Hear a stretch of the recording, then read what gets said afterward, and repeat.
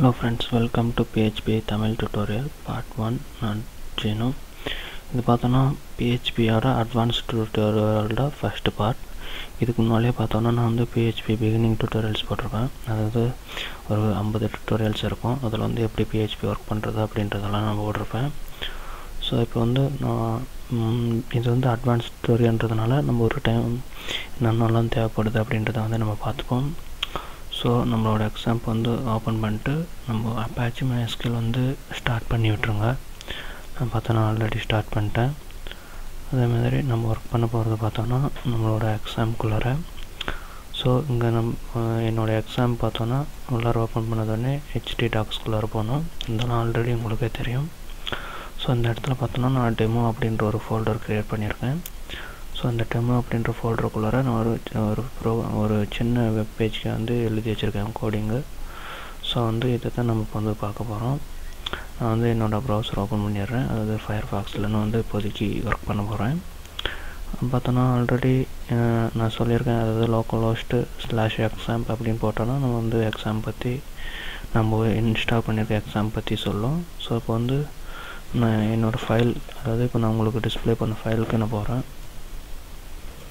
Local host / நான் டெமோன்ற ஃபோல்டருக்குள்ளார தான் டெமோன்ற folder create பண்ணியிருந்தேன். ஸோ அது போட்டு p.php அப்படின்ற ஃபைல் தான் நான் வந்து இப்போ வந்து உங்களுக்கு டிஸ்பிளே பண்ண போகிறேன்.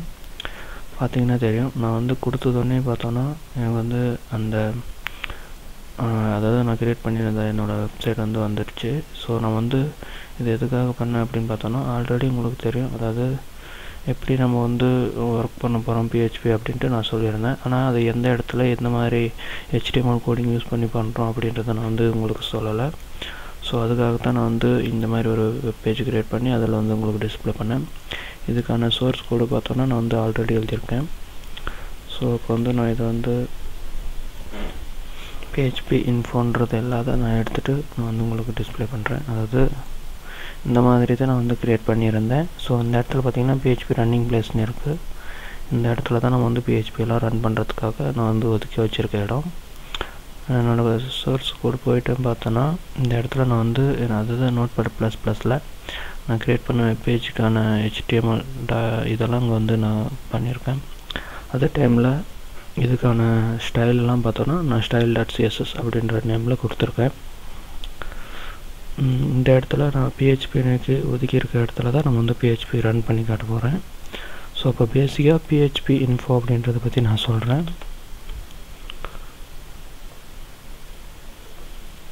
PHP இன்ஃபோன்னு போட்டு இது மாதிரி ப்ராக்கெட் போட்டு கமா போட்டு சேவ் பண்ணிங்க அப்படின்னா நம்ம இப்போ கரண்ட்டாக என்ன வெர்ஷன் யூஸ் பண்ணிகிட்டு இருக்கோமோ அது வந்து நம்மளுக்கு டிஸ்பிளே பண்ணும்.